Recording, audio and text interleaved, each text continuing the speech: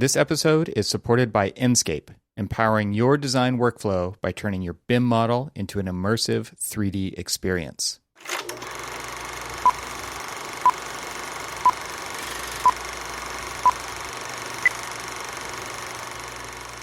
So I was cruising through Twitter the other day, and I think that's where I saw this, and there was a video snippet of Adam Savage from Mythbusters fame, and he has a new show called Tested, I think. I haven't watched it, but this clip, I did watch this clip because I have enjoyed some Mythbusters episodes in the past because of like the making aspect of it. What I love about it is like they want to go, potentially bust this myth, right? And in the process of doing so, like they just make everything by hand. And so, do I want to be a Mythbuster? Heck yeah, I want to be a Mythbuster.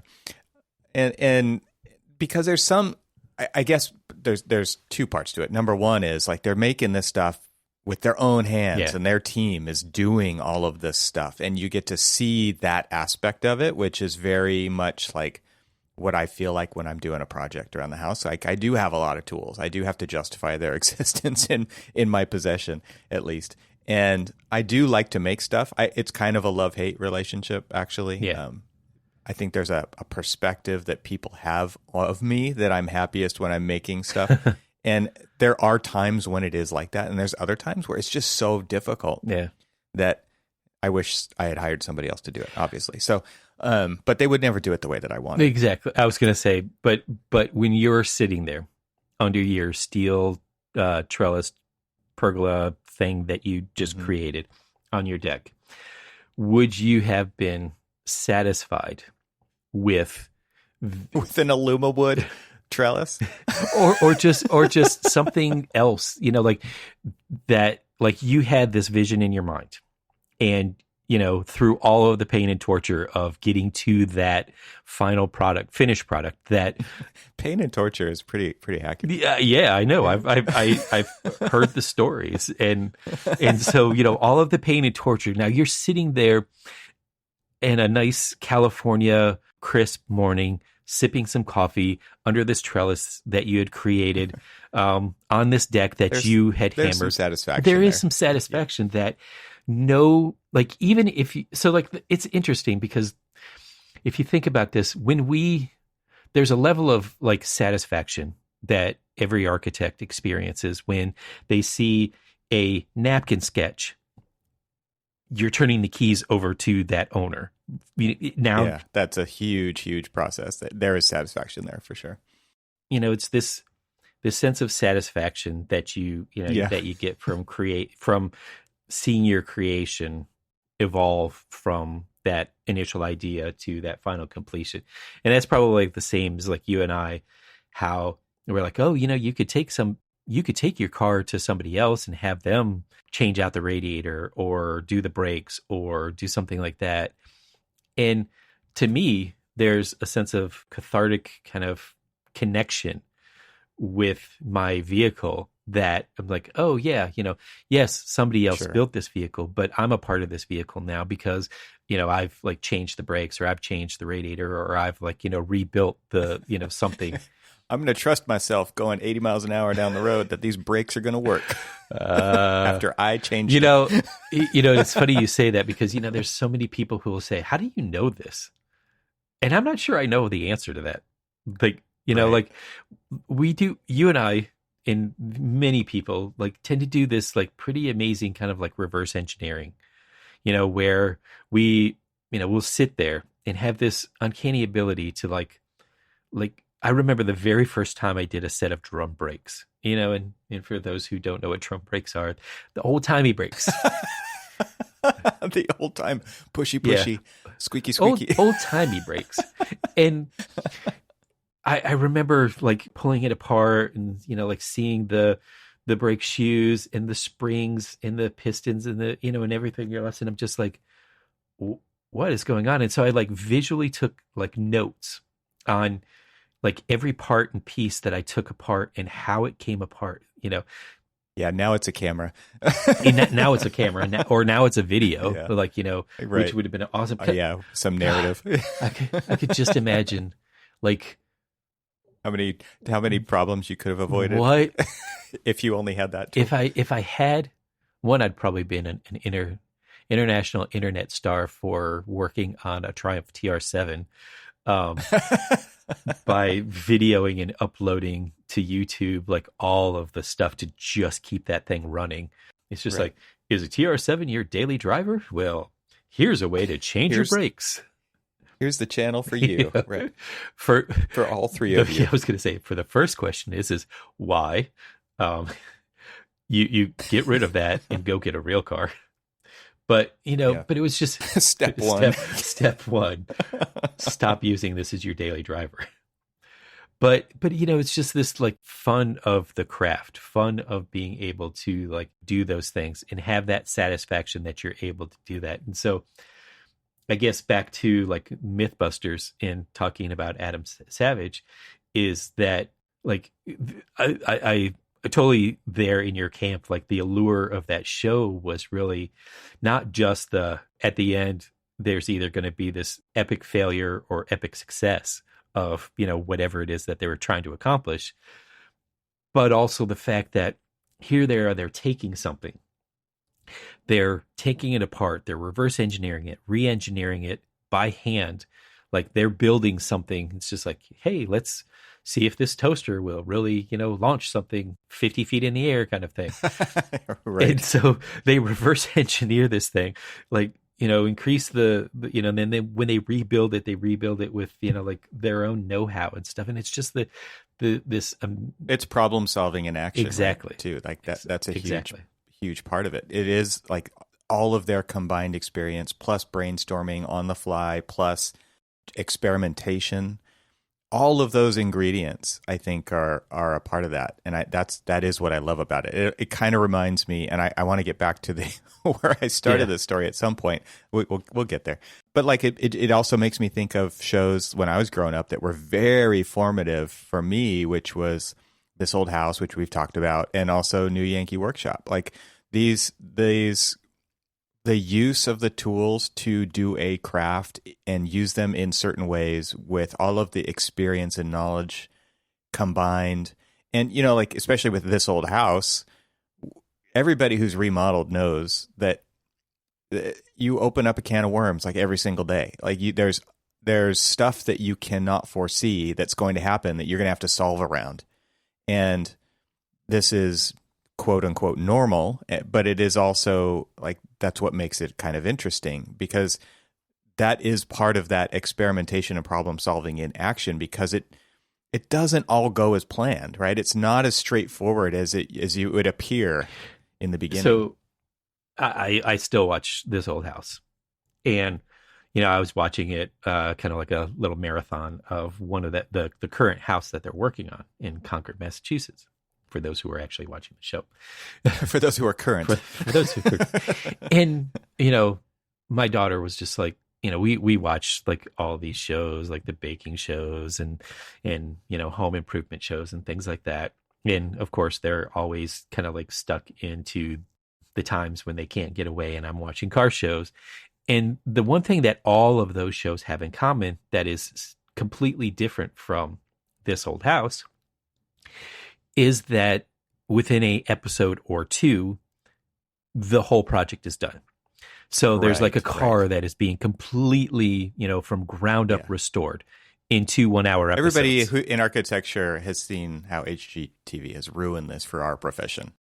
Has ruined exactly, and it's just like wait, you can't have plans. That takes years. Yeah. What? Yeah, it's like.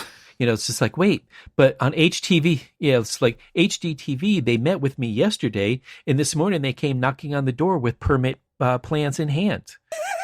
You're like, totally. Where are your permit plans? You're like, oh, yeah, because that's how it works. And so that's the beauty. And so she was just like, this seems kind of boring because it's an entire the pace is so slow. It's like the entire season is just spent on like one house. And I'm like, yeah, exactly. And I was just like, because this is the reality of what we live in. This is the reality of how long it really does take to build a custom home or a restoration or whatever. And I love that they actually take the time to slow down and show you how to do something rather than think about it. Look, it's done. Like that leap is what has gotten us into so much trouble as an industry, the building industry, as far as expectations go. But they actually take the time to say, like, look, this is how you do it. There's I think I brought it up on this show before, but there's this great YouTube channel called The Essential Craftsman, where this guy like shows you how to use a high lift jack for all these different purposes when built like out on the farm, right? and he shows you how like 8 different ways you can use a Stanley tape measure that you never knew you could use it. Yeah. And it's things like that I think are when you can go slow like that and reveal the intricacies that all of their experience has brought them to then convey it to you through this kind of weird YouTube mentorship paradigm, universe that we live in, which is awesome. Like I love that part of it. It's like okay, now we're going to talk about how to install baseboards. Yeah. And all of the things that you need to be thinking about when you're installing baseboards so that when you're done, you're happy with it, right? Because it would appear to be very simple. You buy the wood, you paint it, you nail it on. It's not like that at all, though, in the real world. So that's what I love about shows like New Yankee Workshop and This Old House, where they actually do slow down and say, okay, we're going to install a downspout today, right? Like, we're not going to flip the house today. Just a downspout? That's all you're going to show me? But here I am, and here you are, and here everybody else is. We're riveted on, like, oh my gosh. And look, oh, he's driving a nail. Right. Well, but, and so they go through this whole process, and we're completely riveted by the process of, watching them pull down these gutters and then fix them, repair them, show them how to improve upon them, show why they failed. And like, I was hanging on his every word. I was just like, preach it, Tom. That's awesome too. Like showing why it failed so that you can not make it fail again. Exactly. Right? Exactly. And that is what so many of these other shows don't show, which is the crappy craftsmanship that goes into these things so that they look good from 30 feet away on a low-res video camera compared to real life, at least. And they don't talk about what these people are going to have to deal with in the future because of the speed at which they did this and the shoddy craftsmanship that they use. Yeah, I always wonder about it's just like, oh, and I flipped this house in 4 weeks. And then you look at the house the way it was those before. poor new owners that are going to get that. And that's the first thing that I think of is like, oh man, like what corners did they cut to get done in this time? Totally. It's literally, there's this song that I always like play periodically that paint the rust. And, and I use the term often. You can make rust look shiny and new by just painting it, but the rust hasn't gone away and it will continue to degrade and it will continue to fail. Yes. And everything, it looks pretty from the outside, but it's decaying on the inside. We did have an episode titled Bondo Artistry. Exactly. Yeah. Just scrape it out and fill it with Bondo and paint it good as new. Yeah. I hate to keep going back to these car shows and stuff, but you get no, I don't. but you get these, they say Dave Kindig from Bitchin' Rides.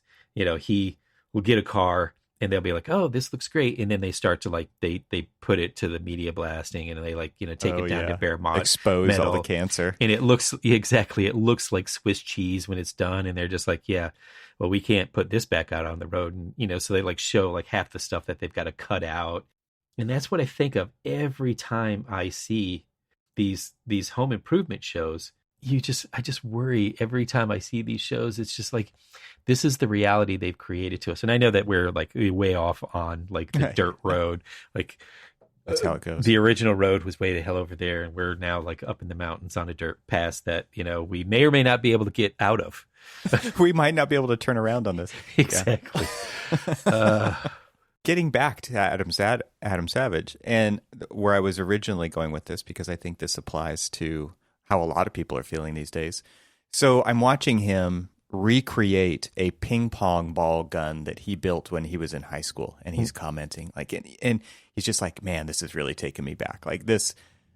he's like, I'm feeling the exact same feelings that I felt when I was dreaming this up and making this when I was in high school. And I can only imagine the kind of shenanigans, as an old person would say, which is me in this case, that he got into in school as this kind of person that he is and was.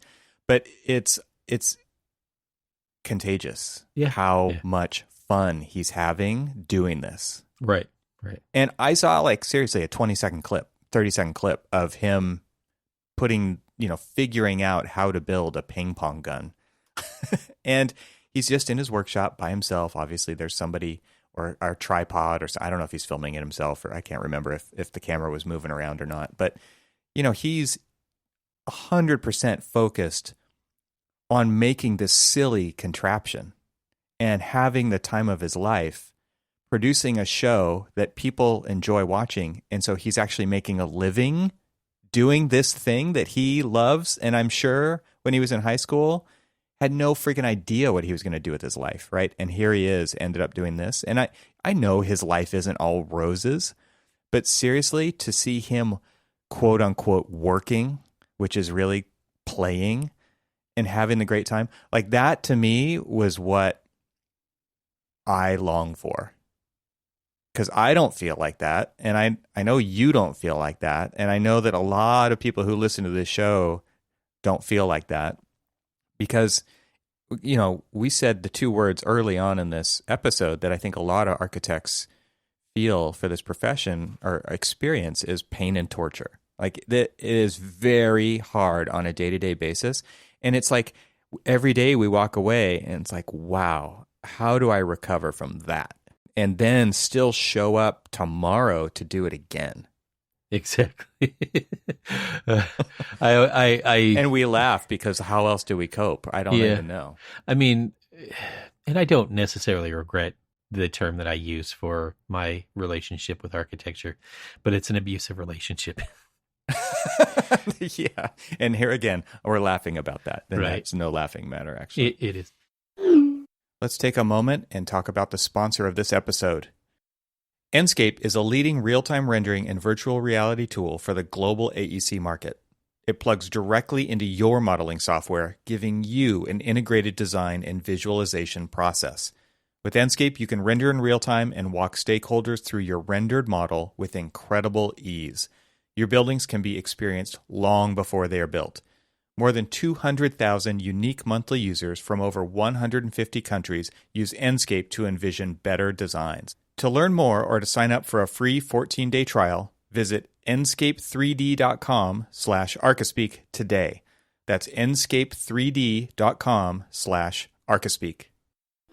So I just recently purchased, as part of my list for books that I'll be tackling this year. Future books. Future book pile. My future book pile is Adam Savage's Every Tool is a Hammer. Mm-hmm. And so Nick Offerman, they quoted Nick Offerman, which if you haven't read any of Nick Offerman's books, his are fantastic as well. But he was just like, it's an imperative how-to for creativity. And so kind of like the dust jacket description of it is that the Discovery Channel's Mythbusters host shares his golden rules for creativity, from finding inspiration to following through and successfully making your ideas a reality. And I was just like, yeah, I mean, it's books like that I have picked up this year for my future reading, my current and future reading, is really just anything that I can draw inspiration from on the act of creating, the act of doing, the inspiration behind creativity, because we are in a very creative profession. And a lot of times I worry about losing inspiration. We talk about like the hard times of, the profession and how it beats you down. And we do it. We've done this. We've gotten into this profession. Let me just try to reword this a little bit. We got into this profession because of our love of creativity and creating and taking that napkin sketch and really kind of expanding it to a living, breathing, occupiable building, something that people can enjoy, people can be a part of and experience our creativity. And so I've been looking for all of these books, and most all of them, in fact, every one of them currently right now of the titles that I have, the titles that are like, continuously stacking up, none of them are about architecture.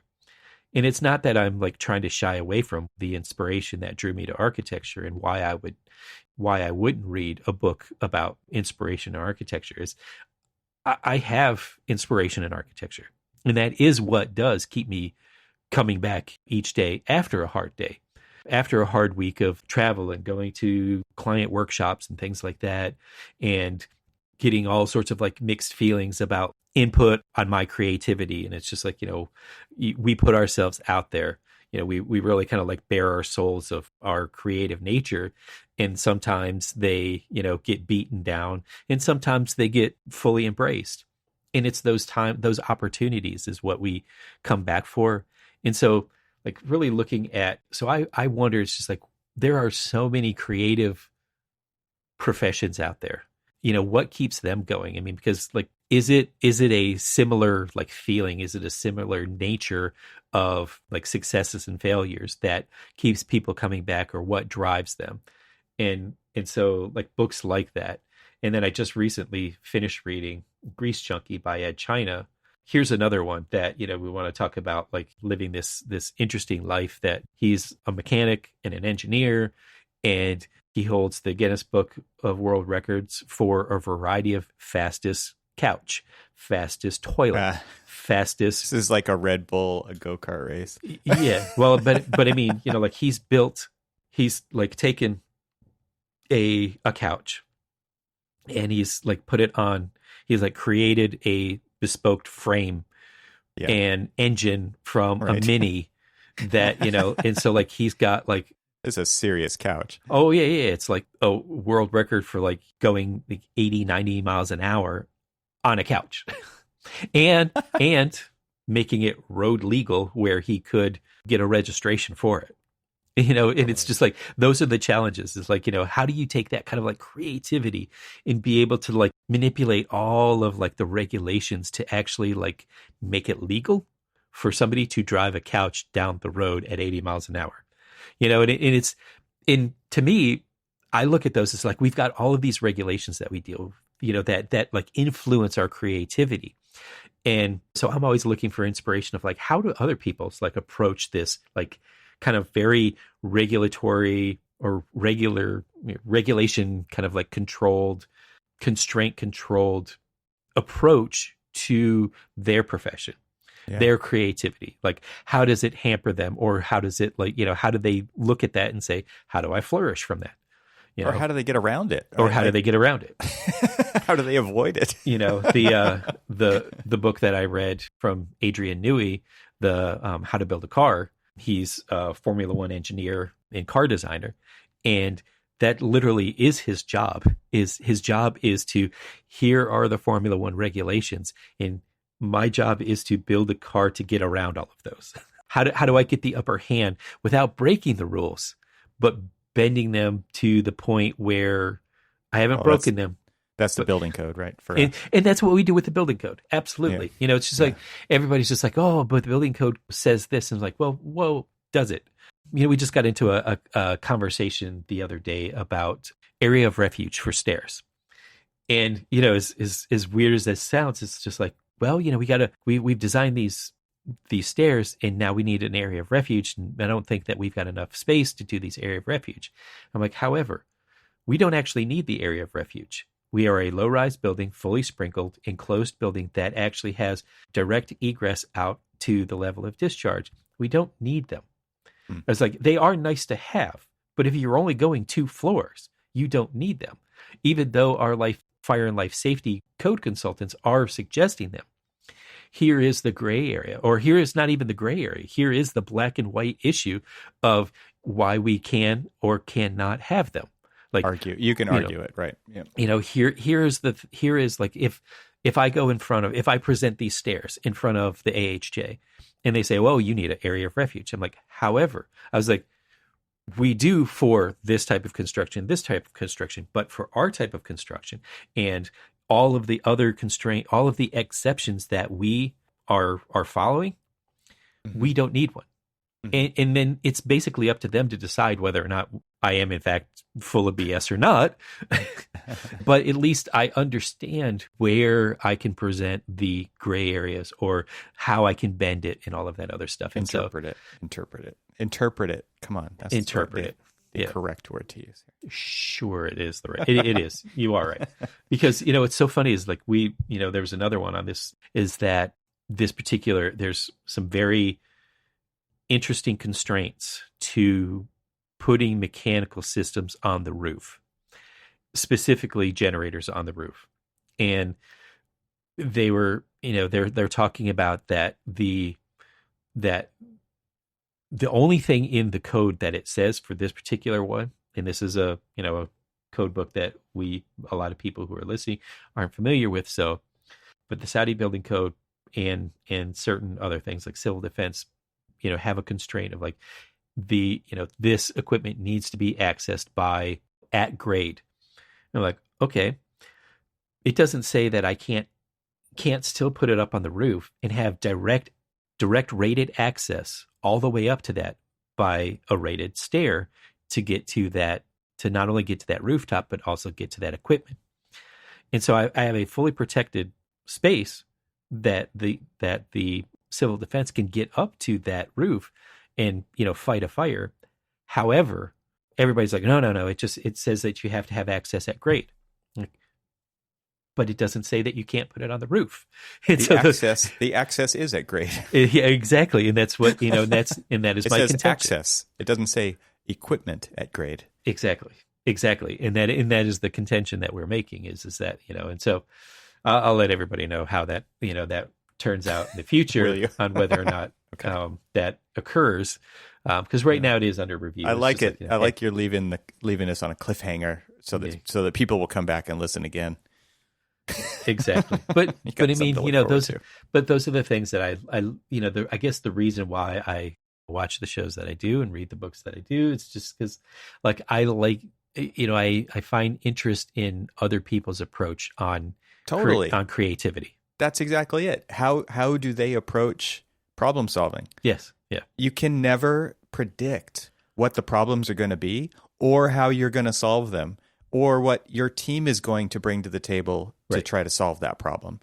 Like, it's amazing to me how different things can turn out with one of those variables switched. And that to me is what is so interesting about the whole creative process, whether it's a solo creative process or a group creative process. Every single ingredient is, and those who are part of it is actually all that's needed to solve that problem. And they are the best people to be there at that time to solve that problem. Yeah, exactly.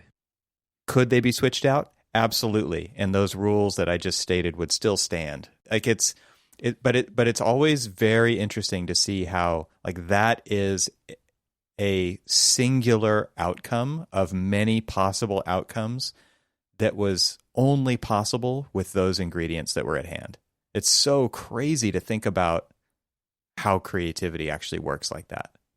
But I agree, like it is really fun to watch their process of their approach, I think is what you said, to actually solving a problem, because it could be very different from how you would do it, but it provides insight into another way for you to do it sometime. And I think that is what is so cool about that. Yeah, that's awesome stuff, man. And like that's what it brings me. Like I want to watch Adam Savage build a ping pong shooter, because I'm not going to build a ping pong shooter, but I want to see how he is going to design the pieces that go into making this thing, because I like to see how he thinks. Yeah. Which is informative to me because it's going to inform how I potentially think about solving a problem in the future. And I think that's where like the solo architect, the glorified ivory tower architect who gets all the credit for the project, that whole vision of what that is so misplaced. And what's interesting is, and I think we talked about this in the last episode, which was, thinking about the benefits of hindsight and how, what advice would you give to students today, knowing what you know, is that, and I think Charisse, we mentioned her particular piece contribution to this, which was, take advantage of other people's knowledge, because, and our message in this was that you can stop the solo journey now because it doesn't work like that. Right. It is not a solo journey, even though that is what education has prepared you for, even though that's what licensure is kind of solving for, right? It's like you're going to be a sole practitioner, worst case scenario. Hate to say it that way. That if you are going to be kind of solo, even if you're a sole practitioner, you're still not going to do this stuff alone. And there is so much rich information that other people bring to the table. There's also bad information that everybody brings to the table, right? That we have to kind of figure out and navigate as we go along this process. But that to me was a huge takeaway from the talk that we gave to the AIAS, which is like, stop the solo journey. You're going to get farther if you actually stop thinking that you can do this all yourself and actually rely on other people who, number one, have done it before. And again, you just take that information. You don't have to use it, right? But it's great perspective of how somebody solved a problem in the past. And this just leads to a really interesting kind of framing that is very different than I think what we're prepared for coming into this profession, which is the solo, like you're going to do this all yourself. Yeah. Which is kind of interesting because a lot of people are just like, oh, I didn't realize how much work it is to coordinate. In that, coordinating is a challenge that we're not well prepared for in school. And that's the thing that I always kind of I guess lament about the separation between school and profession is that I understand and appreciate and embrace this notion of creating critical thinkers. But just like having closed book tests and relying on your memory versus your ability to search and collaborate other information, it's just like we're doing ourselves a disservice by not promoting a lot more collaboration in the studio environment, in the school studio environment, because we are going to spend our entire career collaborating with other people. Me sitting down and just saying, I have a vision of what I'd like to do for a window assembly. How can, there's all these different types of curtain wall, and I can just do a nice old boring flat curtain wall that's just straight out of the box. That is what Revit, I'll click on Revit, and Revit just, does this nice little, here's this boring thing.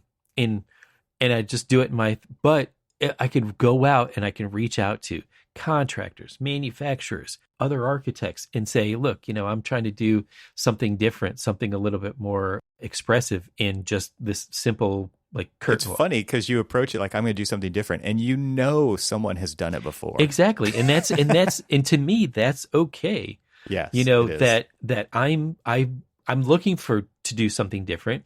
And if I flip through magazines or websites or talk to contractors or other architects, and they're like, oh, you should check out this detail that I did here. And I'm like, oh man, that's great. Maybe I want to use that detail, or maybe I want to do a theme on a variation on that theme. At least I have this conversation that I know I can continue with other people to help collaborate. It doesn't mean that I've just reinvented the wheel. I've reached out to other people to help me with improvements of the wheel, or however we want to put it. But it's just this building a better wheel. I'm not I don't go into any project on my own. Every project that we work on, even if you're a project manager or a sole practitioner or a lead designer or whatever. I mean, even down to the sole practitioner, they're going to reach out to people and say, hey, I'm looking for an architectural shingle for this one. And what do you got? Here's this idea that I have in my head for what I would like to do. And they're like, oh, well, come on down. Well, let me show you a variety of different things. And so that to me is taking them outside of that vacuum of just doing it on your own. And it's starting to look at that collaborative system of how you use all of the tools that are outside. Adam Savage's book is called Every Tool is a Hammer. Every Tool is a Hammer. And so, and that's how we should treat every approach. Is how do we use the tools that we have to create what we want? Yeah. And those tools aren't just graphic standards or the code book or details and all this other stuff. And you or just Revit. Or Revit. It's everybody and everything and every bit of knowledge that's floating out in the ether. And how do you grab that knowledge, and who do you grab it from? And because you can't know everything about everything. You can't. And again, I think we're kind of trained to think we can, or that we should, and we maybe should feel guilty if we can't. It's not all like that, right? I'm generalizing, but this is one of those important points, which is people bring stuff to the table that is so beneficial to you as a designer, or a team member on the design team, which is all design, to solve the problems that you could never ever possess all of that information. So stop trying, right? And that's really a great message, I think, for people to hear early in their career. And I think the younger generations are actually pretty well prepared for this, right? Because there are my favorite productivity tool in the world, which is YouTube, right? Oh, yeah. There are these resources that exist out there, and they are already used to going out and finding what they need to solve the problem. And I think a lot of times we just rely too heavily on the data side of that and not on the personal side of that, because the data is just data. A lot of times it's out of date. It doesn't connect the dots in the way that I think people do, right? So it doesn't bring experience. It's just a point in time. So I do think there's an over-reliance on searching for data for this kind of thing. But I feel like we're really talking about the people who encapsulate this knowledge. One of my favorite things that you've ever said, and funny enough, it was sitting there in kind of like it was sitting there being interviewed by Charisse at the construct. And, somebody had talked about the tools and what is your favorite tool for productivity. And, I feel like they might have been fishing for something. An app. But, what's your favorite app? Yeah. Yeah. What's your favorite to-do list? You said YouTube. And I wish I would have said it? Sure. But you went through this very elegant explanation of why YouTube is an important productivity tool or a knowledge gaining tool. Sure, you can fall down a rabbit hole and get stuck watching 3 hours of Star Wars video, like fan made Star Wars videos and stuff. Not to say that that's ever happened, but you're right. But I mean, I think about all of the things that I've learned through that, and then going back to several years ago of hey, you still haven't gotten your license, and you really should get this done. And some of my studying tools were I haven't really done math in a long time, and I'm going to have to go through all of these different things. And I watched, engineers doing basic calculation videos for young engineers. And I'm like, this is the best tool that I've ever had, because they're breaking it down to somebody who's never done this before, or it's been a long time since they've done this.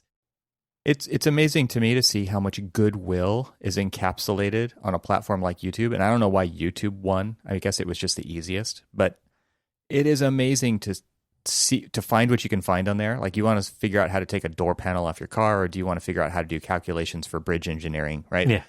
It's there, and you can also pick who you want to learn it from.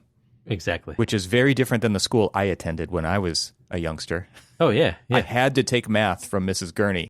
And not everybody liked Mrs. Gurney, right? Yeah. In high school. So it's interesting, because now you can pick a teacher that you like. And it doesn't have to be YouTube, obviously. It could be Udemy, it could be Coursera, it could be Masterclass, it could be all these different things.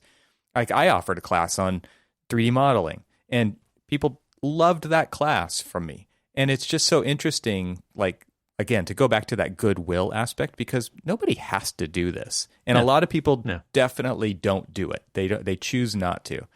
But imagine, if in your firm, everybody did a YouTube show on what they were good at for your firm, but then released it outside of your firm. Imagine how far our profession could go with that kind of knowledge being shared. It would be mind-blowingly incredible. And yet, people don't generally think like that. So taking this all the way back to Adam Savage, like, wow, thank you, Adam Savage, right? Thank you, Norm, on New Yankee Workshop. Yeah. It's like, thanks, Bob Vila from This Old House, like This Old House, right? It's incredible what these people accomplished because they wanted to put something out there for others to learn from. And I think that is just an incredible thing. And I wish more people did it. And obviously there's not enough time in the world to watch all these channels. But if you're helping one other person or two other people, like that's a good thing, right? And I just think that there's so much value in that. Absolutely. Brings us back to tech to where we started, but also kind of just thinking about, like, there is a lot of joy that you can find in teaching others. And I think that's part of what makes watching these things a little contagious, is when the person who's doing it is seriously enjoying themselves. And that, I think we get serious about stuff a lot. We're creating architecture. We're very serious about it. And it's hard for us, I think, to step back and kind of be able to laugh at ourselves. Right. Because we're such a serious profession, and there's so much on the line, and there's climate, and there's so many things that we need to be concerned about. But if you're not having fun doing it, like, maybe there's a way to make it fun doing it by teaching other people what you enjoy about it, and what makes you good at what you do, and how you approach problem solving. I think if you kind of make it a little more personal like that, it's a little more contagious. And I think that's the kind of stuff that we need to see in the world.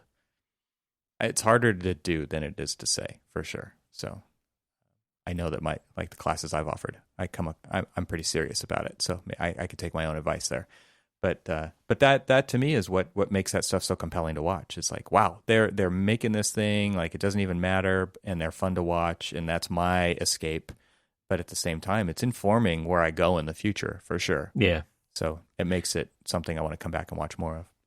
And here you thought that we wouldn't find a way to turn around on that single rutted dirt always road. Find a way. Yeah, we always find a way. Always find a way. Problem solving in action right there. Yep. All right, man. Till next time. Absolutely. Thanks to Enscape for their support of this episode. Visit enscape3d.com/Archispeak today for a free 14-day trial. Thanks for listening. This show is part of the Gable Media Podcast Network. See all the shows at gablemedia.com. That's GABLMEDIA.com. You can help support what we're doing here by leaving a 5-star review on Apple Podcasts to help get the word out, and don't forget to share it with your friends. We'd love to hear from you, so leave a comment on the website at archispeakpodcast.com, where you can find our entire catalog of shows. Talk to you soon.